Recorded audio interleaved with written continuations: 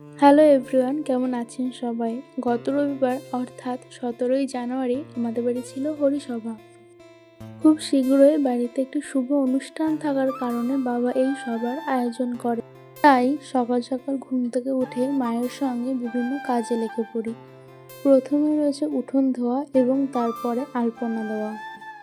খুব ছোট আয়োজন হলেও অল্প কিছু আলপনা না দিলে জায়গাটা কেমন ফাঁকা ফাঁকা লাগে আমার কাছে।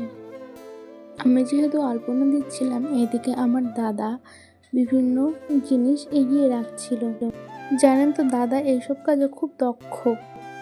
আলপনা শেষ হওয়ার পরে আমি চলে এলাম ফল কাটতে।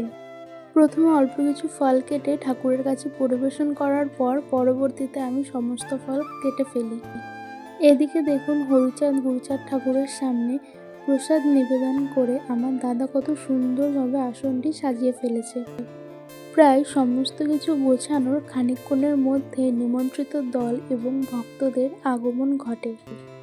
মহিলা সম্প্রদায়ের দলের আগমনের পরে মা এবং আমরা সবাই মিলে দলকে বরণ করে নিলাম।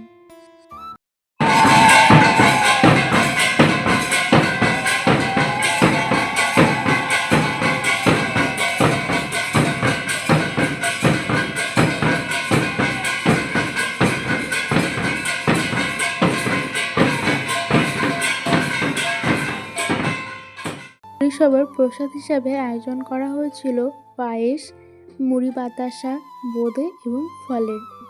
এখানে মুড়ির মধ্যে বাতাসা ভরে এইভাবে প্যাকেট করে ভক্তদের হাতে দেওয়া হয়। এইভাবেই আজকের এই ছোট্ট আয়োজনের পরিসমাপ্তি ঘটে। আজকের মতন ভিডিওটি এখানেই শেষ করছি। আপনাদের ভিডিওটি কেমন লাগলো অবশ্যই জানাবেন এবং সাবস্ক্রাইব করে পাশে থাকবেন।